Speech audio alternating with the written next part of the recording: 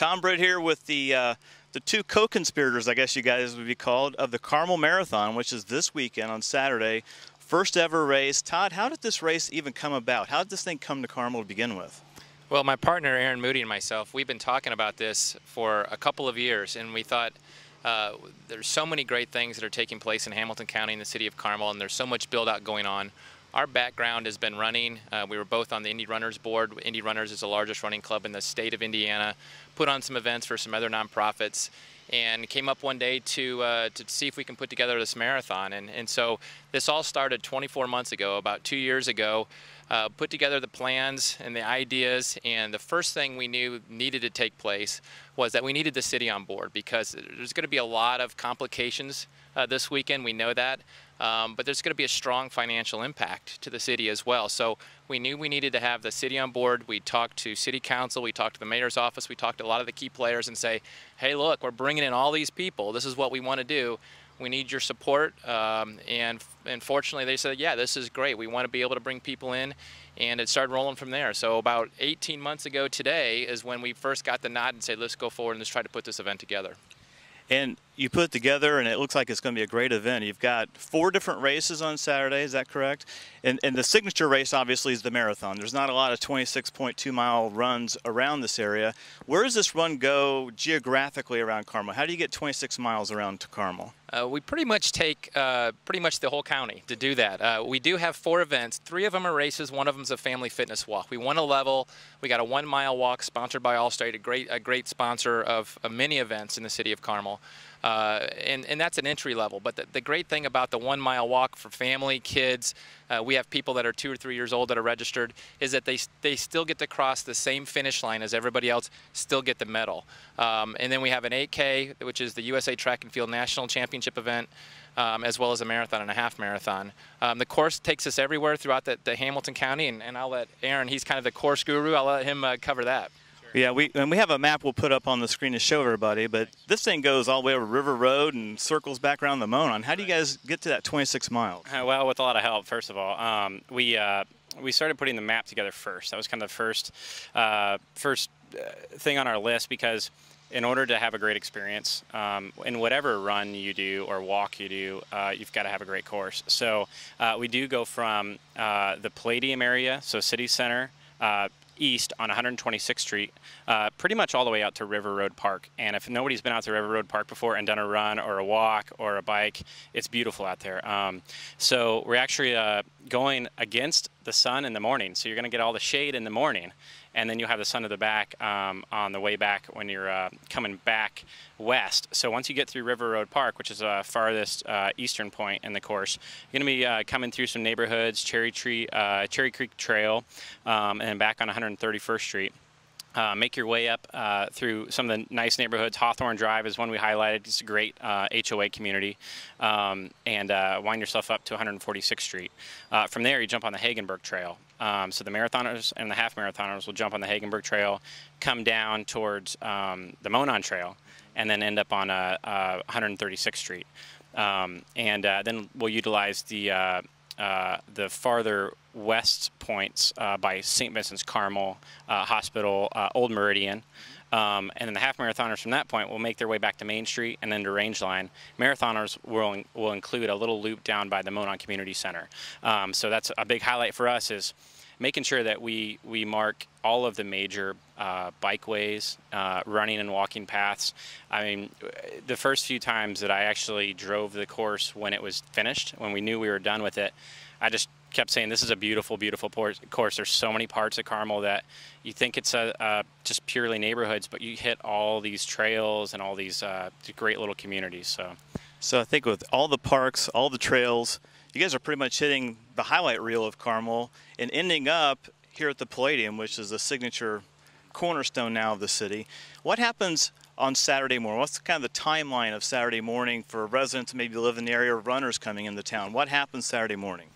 We have our first race starts at 7 o'clock, and as most people know, runners are going to be very antsy. So we'll have people probably starting to show up around 5 or 5:30. What we've done for traffic flow to make it best for everyone is we put all of our parking west of here.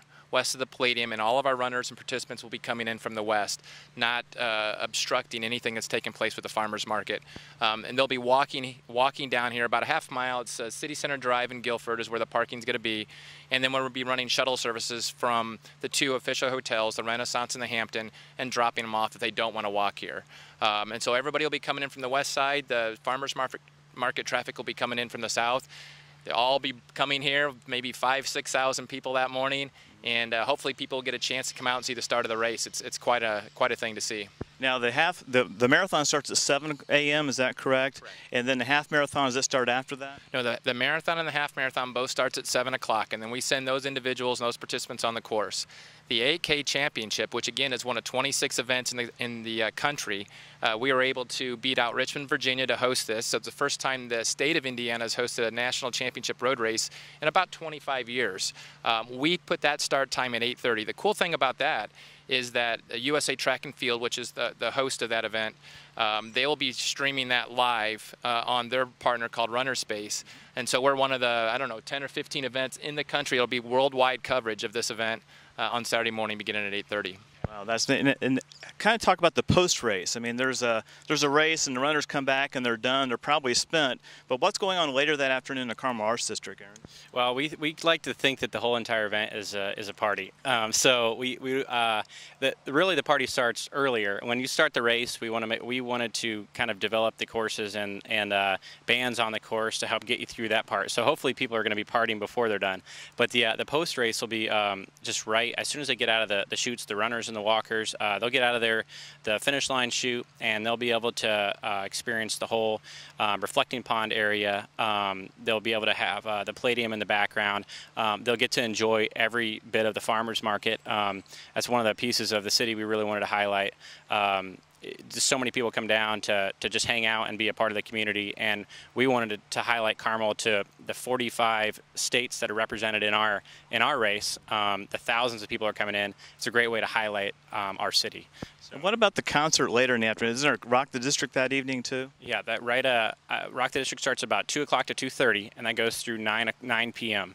And we will have the big band that's coming in is called the Yacht Rock Review. They're coming in from Atlanta.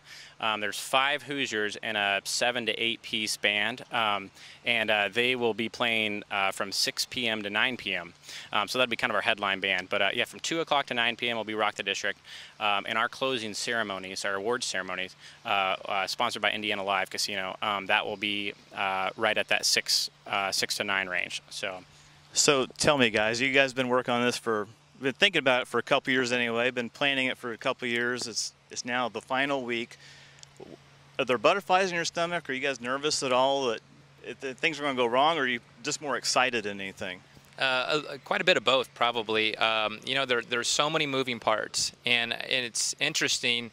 You know, we run into complications on a daily basis from an event management team and think, okay, how are we going to fix this? But what we have to remind ourselves that 90% of the people, 95% of the people will never see it because there's so many moving parts in event management. We've been very, very fortunate to have Lieutenant Collins and his team in the city of Carmel to help us through this. But yeah, they're butterflies. You know, you get we're getting 150, 200 emails a day. People asking questions from all over the country, as far away as Alaska, New York City, and you know, a guy emailed yesterday from Rochester, New York, trying to get flight plans to come in and run the event. You know, when they start asking a lot of questions about, you know, hotel rooms to weather, to drinking fountains, to I'm riding my bike, where can I park my bicycle? It's crazy. And so you think, gosh, should I cover everything? But I think what everybody's going to really notice is we spent a lot of time and energy on the look and feel. I mean, the city of Carmel has a reputation of presentation, of how it presents ourselves. So one of the things we wanted to make sure is our presentation of the event is going to look great. And I think a lot of people are going to be, most everyone's going to be impressed with the way the event comes off, the way it looks and feels. We have a great partnership we just formed with the Soho Village, which is the Mohawk Plaza. There's going to be a band that's going to play out there for 4 hours. So from a spectator perspective, you can come down to the finish line, you can walk there and you can listen to music for 4 hours, and you can walk right up the Monon Trail to Main Street and enjoy what's happening afterwards with a very, very good partnership with the Rock the District folks.